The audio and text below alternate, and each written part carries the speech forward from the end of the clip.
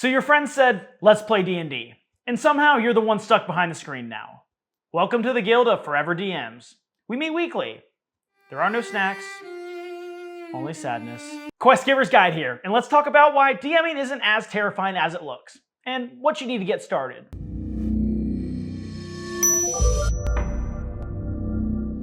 This is going to be episode 1 in a series where I talk about how to get started with DMing. Whether you've been voluntold or you're just trying to find an excuse to build worlds and emotionally damage your friends. In this episode, we're going to go over what you need to get started, but more importantly, we're going to go over the responsibilities and what you'll be doing. The first responsibility of a DM, and probably the most important one, is bringing the story. Whether you're using a pre-made module or you're writing it completely from homebrew, your goal is to bring this story and direct it. Remember, you're going to be the lead of the table. Number 2, some people are going to find this one controversial, but you need to know when to prep and when to improvise. On one hand, you need to come to the session with plot points and points of interest, and on the other hand, you don't know what your players are going to do, so prepping for every single situation, it just isn't feasible. Thirdly, and arguably the most difficult, managing flow and player spotlight. As a DM, you're responsible for making sure the story doesn't get stagnant and it always has a forward progression. You're also responsible for making sure everybody gets the spotlight at some times and making sure everyone has a turn to speak. You're going to run into situations where players want it to be all about them, and that's okay sometimes, because sometimes you go through a story arc that's directed at one player. But you need to make sure that that love is shared in future sessions. Number 4, don't railroad your players into a certain story. It's okay to veer off sometimes. If it's going to make it more fun for you and your players, it's always a better option. Personally, I'd rather leave a session not getting done what I had planned and everyone's having a good time and laughing. And lastly, I know this is going to be hard for some of you to hear, but it's not you versus the players. You're not trying to beat them. It's a collaborative storytelling experience where everyone shares the victory and has a good time. At least that's the goal. So the basic takeaway from this section is get comfortable with not knowing. I know this can be difficult at first, but you're just going to get better at it. This leads into my next section of the video, which is going to be breaking the fear. If you're absolutely terrified to DM, this is good, but I can assure you, you're more ready than you think. My best advice for someone starting out is don't compare yourself to everybody else. It's a good thing to watch videos and find stuff that you like and want to mimic, but don't compare yourself of that's what I have to do. Just because your style is different doesn't mean it's wrong. The first time you DM, it's gonna be messy, but sometimes that creates the most fun moments. I find myself in my campaigns at least, finding the most memorable moments being the moments that I mess up. Wait, were they laughing with me or at me? Next, a common misconception that I see newer DMs having to overcome is you don't need to be an actor. Who cares if your voices suck? I know you see some of these videos online where people are super good at it, but they've been doing it forever. Again, you don't need to know everything. You're allowed to say, hold on, let me check on that. I do it all the time. No one knows what's coming up next but you. So if you mess up, most of the time your players aren't gonna know. Just start playing, which leads me into my next part, what you need to get started. The first thing you'll need to get started, and the hardest part, friends.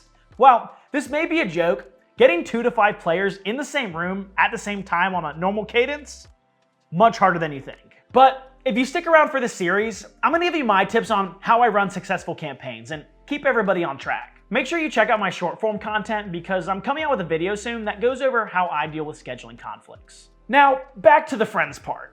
If you're a newer DM, I'm going to recommend that you start with 2 to 3 players. Now, this is at your discretion, but there's going to be a lot of chaos and it's going to be easier to control the less players you have. The second thing you're going to need to get started is the rules. And honestly, I know that's a lot, but you don't need to read through every little bit of it.